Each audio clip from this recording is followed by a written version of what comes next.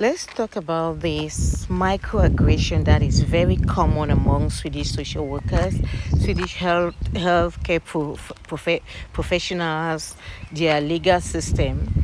This ethnocentric bias that is very common, and we see it every day. It can be related to my autistic and intellectually disabled son's case.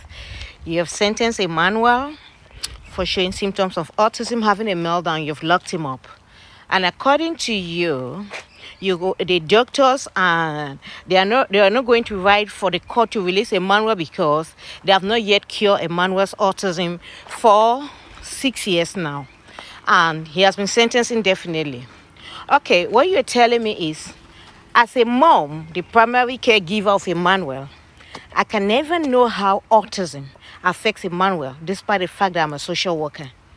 What you're telling me is, so many of Emmanuel's relatives from US, from UK, even from Africa have tried to contact Emmanuel and talk to Emmanuel. You say you get back to them and you don't get back to them. It means these people are irrelevant. They don't have what to say.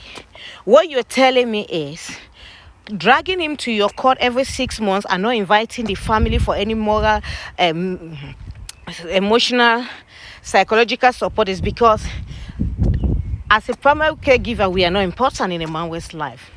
Curing, quote unquote, the autism that we all know is pseudo science, there's no cure to autism, without the family means that he will never be in contact with the family, because your cure is only among the whites. Only you know how to cure. The judge not asking about the family is, the judge doesn't see the family relevant.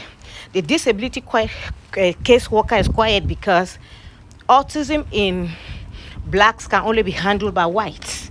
This is the ethnocentric bias, microaggression that they're using to take our children, enslave them, use them for all kinds of experiments, enrich themselves, and then later when they're in the dying bed, they come and tell us they're sorry.